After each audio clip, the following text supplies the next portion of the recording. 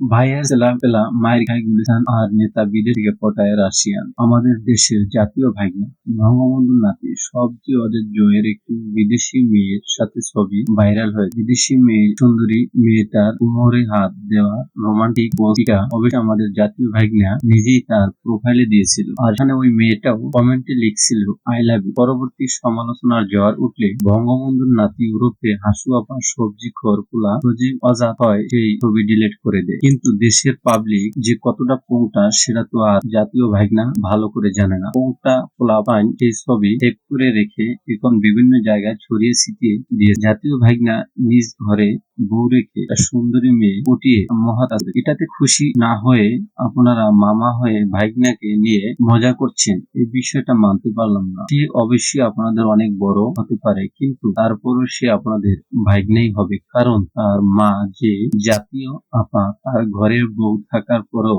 যেহেতু সাইডে রাখে ভালোবাসে, তাহলে তো আর একটা বিশাল খরচের ব্যাপার আছে, তাই না? আপনারা তো চাইলে তাকে দেশের থেকে কিছু টাকা পাচার করতে সাহায্য করতে পারেন। ভাগ্নার প্রিয় কাজই তো ছিল নিজের দেশের টাকা মেরে আমেরিকায় গিয়ে ফুর্তি করা। অনেকদিন হয়ে গেল টাকা মারতে পারছে না। সেই দুঃখে মাঝে মাঝে বিশেষ প্রজাতির পাতা খেয়ে লাইভে এসে উল্টাপাল্টা বলে গুজব ছড়ায়। এই জন্যই সবসময় তার চোখ লাল হয়ে থাকে। উল্টাপাল্টা জিনিস না খেলে কি আর এমন হতে পারে? আসলে আপনাদের উচিত ছিল তাকে এই সময় সাহায্য করা, কিন্তু আপনারা সেটা না করে তাকে নিয়ে ট্রোল করছেন। তবে একটা কথা, সুন্দরী মেয়েদের প্রথম পছন্দ যে পাতাখোর ছেলে সেটা আবারও প্রমাণ হয়ে গেল। যাই বলেন, বেচারা কিন্তু কালো টাকায় একটা সাদা সাইফোন পাইছে। এখন দেশে টাকা মারা চিন্তা বাদ দিয়ে চাইলে অন্য কিছু করতে পারে, টাকা ইনকাম করতে পারে, কারণ ইনকাম না করলে কিন্তু পাশে ওই সাদা সাইড টিক্স বেশি দিন থাকবে না। বাজারে যেহেতু এখন কাপল ব্লগের ডিমান্ড খুবই বেড়েছে, সেহেতু আমাদের জাতীয় ভাগ্নে তার নতুন সাউন্ড টিক্স কে নিয়ে কাপল ব্লগিং শুরু করতে পারে। এতে মানুষে তাদের ভিডিও দেখে গালাগালি করলেও কোনো অসুবিধা নাই, যত গালাগালি করবে তত টাকা পাবে। দেশে টাকা মেরে বিদেশে ভর্তি করার চেয়ে কাপল ব্লগিং করে মানুষের গালি খেয়ে টাকা কামানোটা অনেক সম্মানের। এসব দেখে আমার বন্ধুরা সকলে হাসাহাসি করতেছে, বলতেছে ভাগ্নার দেশ থেকে মারা যে টাকা আছে দৈনিক 1000 কোটি টাকা খরচ করলেও তাহার হাত খালি হবে না। তার কাছে যে টাকা আছে 10,000 বছর লাগবে, আর তোমরা বলছো তার টাকা লাগবে, তবে 50 অর্থ বছর তার উপর দল ক্ষমতা মা হারালো পলাতক। এই কঠিন পরিস্থিতি নতুন জীবনসঙ্গী খুঁজে পাইছে, এগুলো দেখে তো বলাই যায় ভাগ্না জিতছে।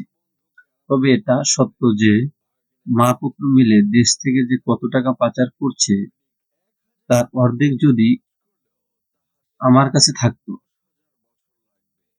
তাহলে এমন 500টা গার্লফ্রেন্ড পালতে পারতাম আমি।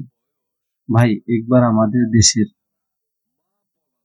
ছাগলের 3টা নাম্বার বাচ্চাদের কথাই বলি।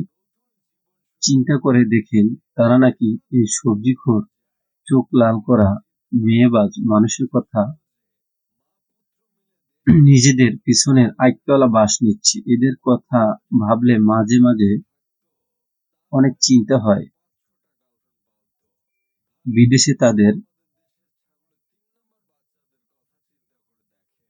অভিভাবক খাচ্ছে বিদেশি জিনিস, তারা খাচ্ছে দেশি ডান্ডার পানিশমেন্ট। যাই হোক, শেষমেশে আমি আর বেশি কিছু কথা বলবো না, একটা কাজের কথাই কই, জাতীয় ভাগ্না পরক্রিয়া জীবন বেশি দিন সুখের হয় না। হোক বা আর নাই হোক, আরো যেন বিশেষ প্রজাতির পাতা সেবন করে আরো অনেক গুজব ছড়াতে পারে এবং গুজবের অস্কার জয় করতে পারে, সেই দোয়া নিয়ে আজকের এই ভিডিও শেষ করছি। আর দর্শক, এতক্ষণ যারা আমার সাথে ছিলেন তাদেরকে অসংখ্য ধন্যবাদ, এবং যদি ভিডিওটি ভালো লাগে অবশ্যই লাইক শেয়ার দিয়ে রাখবেন। ধন্যবাদ।